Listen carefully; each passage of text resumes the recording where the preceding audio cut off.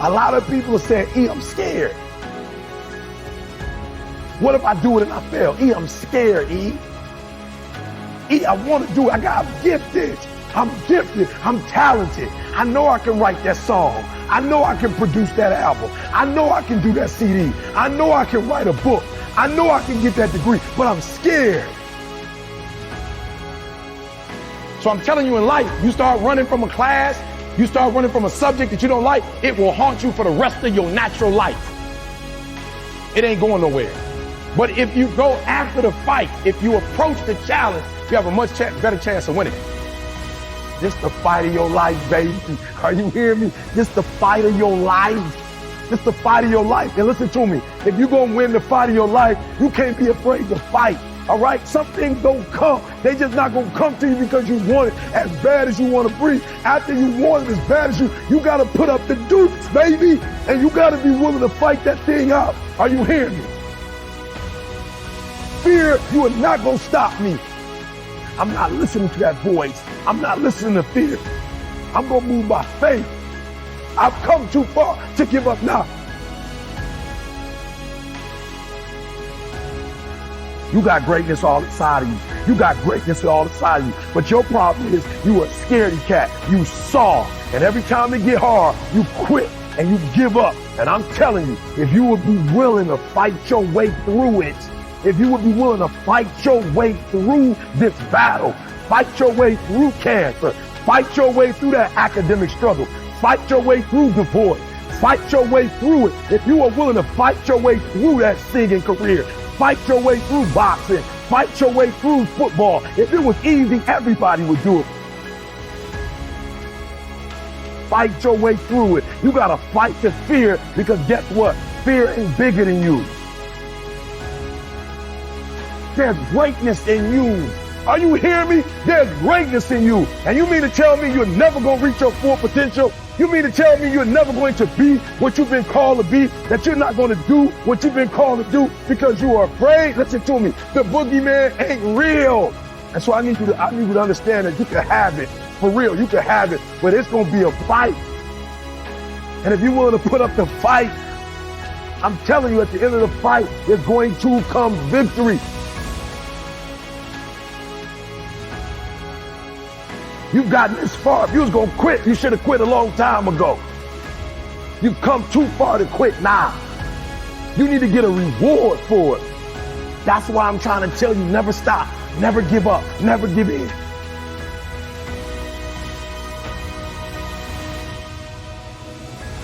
Your boy was a high school dropout. Your boy was homeless. Are you hearing what I'm saying?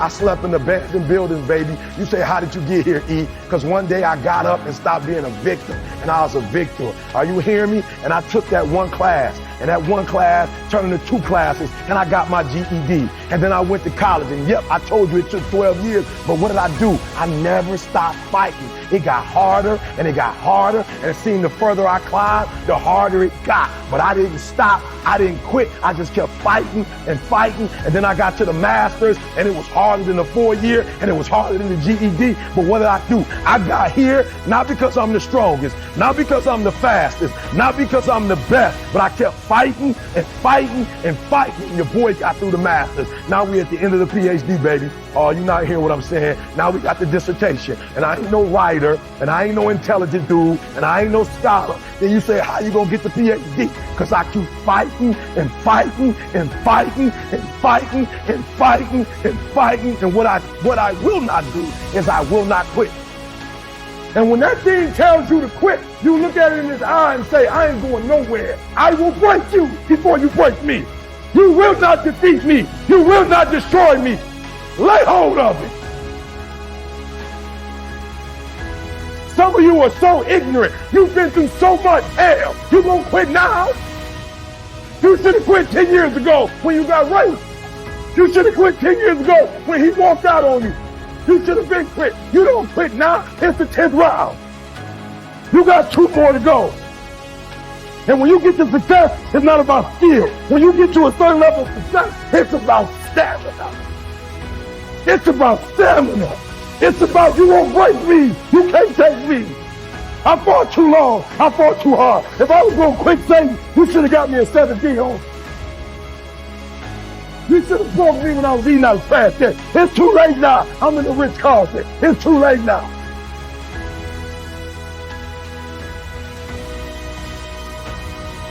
Because I keep fighting and fighting and fighting and fighting. It's too late. I got people's lives I changed. It's too late. You should have brought me a long time ago. I'm unbreakable now.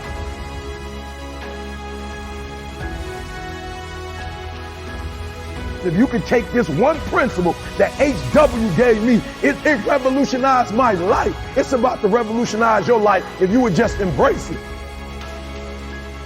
Michael Jordan his career started by somebody telling him no, that there's no way, you're not good enough to play basketball. You hear me? In high school, he was told, you can't play on this team. You're not good enough. Guess what he did? He kept fighting and fighting and fighting and fighting. And even when he wasn't on the team, he was still fighting and fighting. And when he got cut, he never stopped fighting and fighting. And he came back the next year, made it on varsity, went to North Carolina. Can't listen to me. Wasn't even the first round draft, Sam Bowie. I don't even know who that is.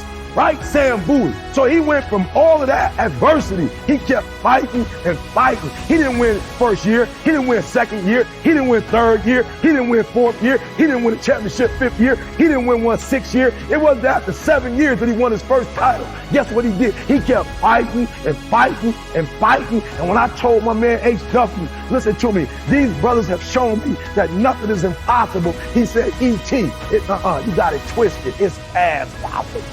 Are you hearing what I'm saying? Revolutionize my life. He said it's past possible. See, this is the thing you got to understand. When somebody say it's possible, nothing, you still talking about two double negatives. You talk about a negative here, nothing, a negative here, impossible. He said you got it twisted, Eric. It's not impossible. It's not that nothing is impossible. It's past possible, meaning that there's no way you can't do it. Oh, you're not hearing me. And when he said that, it changed my thought process because I'm going to keep it real with you. It's past possible. Oh, you're not hearing me. It's past possible. Meaning that not only can you do it, you're going to go way beyond that. It means that the probability of you doing it is greater than you not doing it. You're not hearing what I'm saying? When you say it's past possible, that here, not only will you do it, but the odds are in your favor, that's a whole nother level. It's past possible, meaning that there's nothing you can't do. That the odds are for you and not against you. So you go get that PhD. So you go get that master's. So you go back to school. Are you hearing what I'm saying? Are you hearing what I'm telling you? It's past possible, meaning that all you got to do is start. Because if it's past possible, as soon as you start, you know you're going to set records. You know you're going to take it to the next level. You know what's going to be that you're going to do what's never been done before. So I challenge you, it's past possible.